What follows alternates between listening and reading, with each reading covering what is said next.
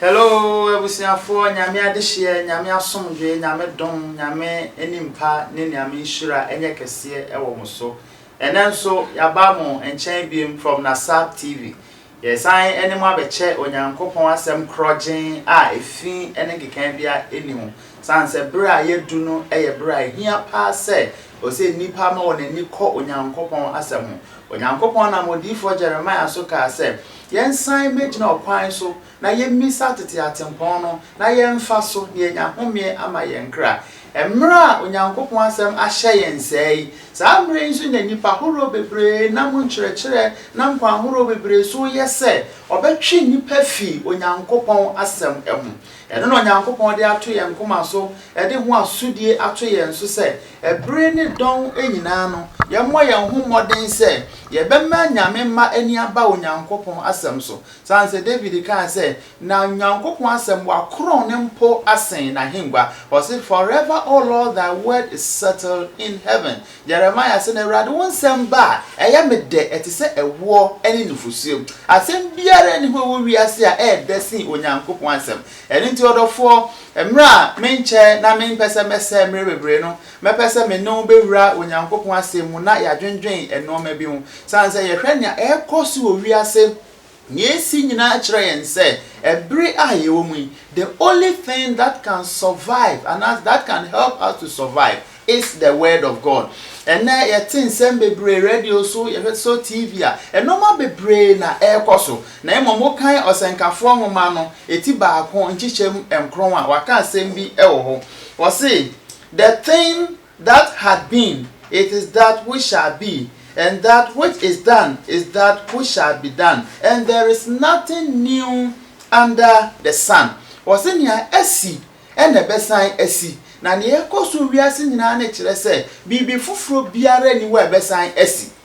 eno nti wa wo yo kristoni a wo kwa asore na nsem bi a wotete wo social media wotete nkyerɛkyerɛ bi e befa wa kwam ne mframa bɔne bi ebo nti wa bam area bu wo kristo suma kwanto ho no enne me pese me hye wo nkura agya nyankopɔn asɛm so sɛ ne ekoso no enye ade foforo eye ne asisi ni bebre na ye pese ehu de onyankopɔn asɛm eka fa ho wo kan 2 Peter chapter 3 verse 15 na wo say reverence the Lord Jesus Christ as Lord in your hearts and always be prepared to give an answer to him who asks you of the reason of your faith. Was in na bring don nyina na yensiesie Kristo sɛ oyo hene prekope we na komam na ye mo boy hu so be biara obebisa ye nsɛm fa ye ngidie ho no ye benya muaye bi e de ama no ene enipa bebre bisa ye questions bebre about our faith ye Kristo so de nti ne ye kwa asɔre kwasi ada adenti kra ne ye won sɔre ahoro bebre adenti ne yesei adenti ne yenyesei enne gidi anase Kristo so enipa afa kwati kwan bebre so se obeto ho pen na de ekoso ni nyina no eye onyankopon asem edika aka to ho na bronsam so person nam so de twi nyame ma efiri onyankopon ahenie ase Bible say na bronsam oyede obewia na wakum na wasay. It's the threefold strategy of the evil one to distract people from the presence of God is to steal, to kill and to destroy. Then na bronsamba obewia gidie kakra bi a wo awurade mu nyame asem kakra bi a wasua enkyerɛkyerɛ bi a de kyerɛkyerɛ ofi umofra brem eno no ba se oba bewia eno ti no bia fi ase se opese wa attack Christianity a omu fi ase with the Bible and Jesus Christ na sani a wonim yen no ne ebo yen koma so pa e pese ye ne wo ye hu adesua ne se atro nkyerɛkyerɛ biara ekoso a eno nti atwi nipa fi nyame edom ase no ye nam nyame ahoɔden so ye bɛboa mo sanso onyankopɔn ka na asem bi ewo Jude 3 o she nkombi no kan asem bi to ho say Jude 3 o say beloved when I gave all diligence to write unto you of the common salvation o say hwe obo ne ho modern bebre se obetro afa nkwaji a ye nyina ye nya no e de ochro fa ahun enie Or say, it was needful for me to write unto you and to exhort you that ye should earnestly contend for the faith which was once delivered unto you. Na eye hiade asudisi kesepa ma the ochro sa nhoma ye Jude say, etisa ochro na obehye ye nkuran na omaye nanidaso na bio omaye na hoden soronko onyame asem a ye betumi ede aginam aka onyankopon asem. Enanso ehiyama me pa na sudi kese da me so se me nso me hye wonkuran se eyi se wakunu Kristo wa wonso wuhunu Kristo kra de ye to nsa frɛ o se fa wo ma sa berembe na ono nkuto no ye wiase ehan na o se we should earnestly contend for the faith. Ne asechire wa ha ne se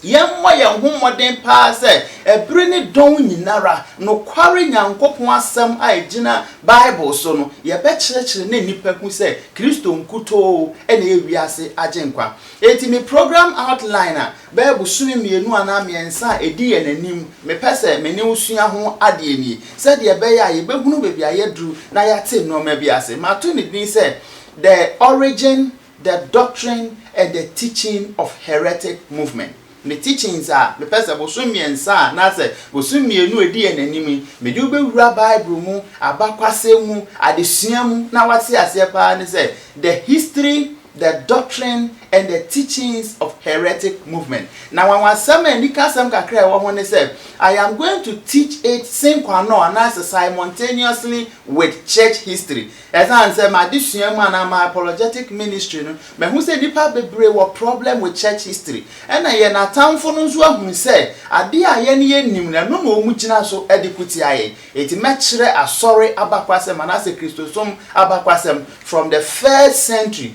up to mere aye woman. 1 Mr. topic near then the teaching, the doctrine and the origin of heretic movement. Yakase heretic movement as a chere saying heresy and as a heretic movement as chere say atro enkyerɛkyerɛ. Na atro enkyerɛkyerɛ ye wo mu mienu. Ye wonia efiase e wasɔre fie. Say obi fiase wasɔre fie na ne nkyerɛkyerɛ a wo kyerɛkyerɛ ni nyame asɛm bo ebra. Otinemwa kodru baby he moved to a state we call apostasy. And all people who have backslided started as heretic. They move from heresy to apostasy. Apostasy ni say fi de onji onyankopon kra eni biem anaso onyankopon asem onji ni. Enti obi ho so makwa asori we da ene magye Kristosum eye stages oso obewia na wakum na wasai. Enti the devil first will succeed in getting you to become a heretic and as a heresy. Once you embrace heresy and you teach heresy, when you become a heretic and you teach heresy, the next stage is that you are on the way of becoming an apostate. Apostate no be also esia de medina anyankopon asem a mede me hoto so Yesu na meji ni di ye Bible ne kra na anyankopon asem enne mapega me nsa se ni nyina mo bia ni ho a meji di biem ehu pa na saa di nsu guso ekoso sanse bronsa ma hu se yenim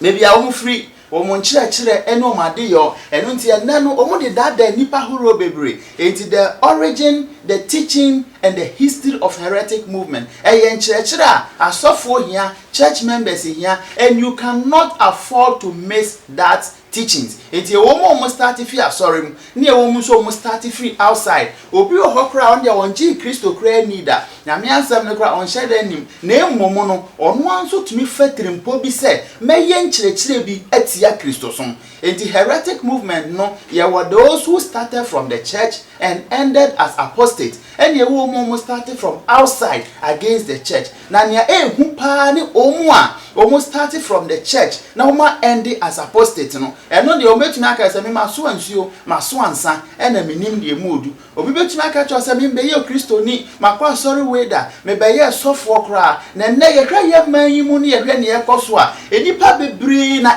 claim say they were once Christians.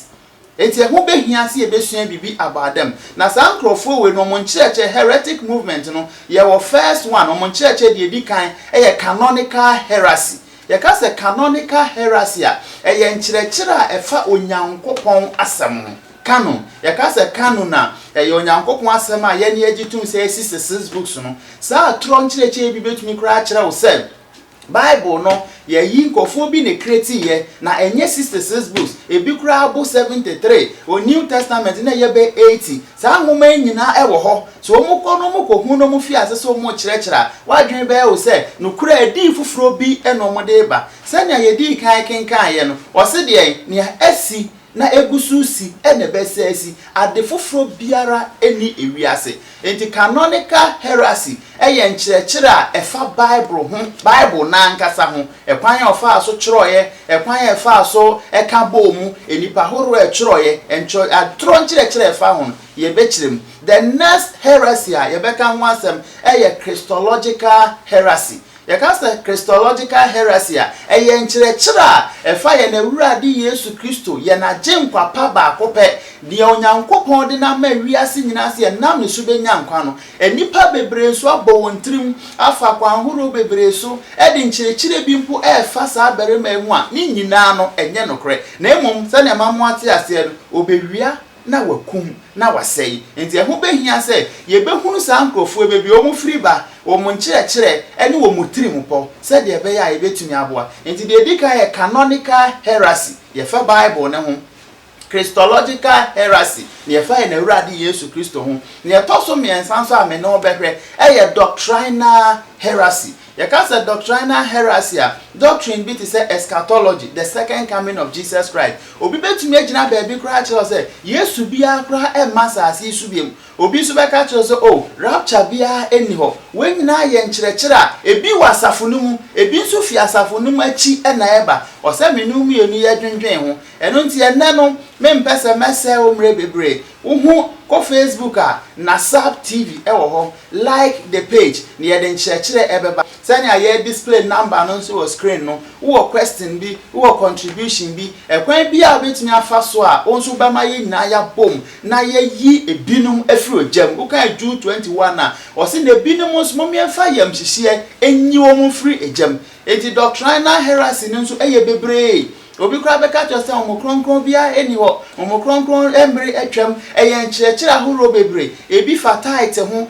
eye noma horo bebre na nuanom eyi na meto nsafra wo na Sap TV so say yen ni with development partner sunsun fam mpuntuo ehia yen honam fam mpuntuo ehia yen juma horo bebre ni ebedi wo Sap TV so na meto nsafra wo say bomoden nebra odofo nyame onhyiraw onti nanim enkyerɛw me bompa yesa ade biara ya odadwen ade biara ebo hu ade biara ema o Kristo so maye bisi basa ade biara emma Kristo so mpo enye wanika no nyame susom kronkron a ode na ho oden ne dom ba nipa so me nipa bra bosakra ye foforo no ne dom emra wo so we na Awurade Yesu dim efi shalom nyame hyira mo no onti nanim nkyerɛ mo bye bye yakramo.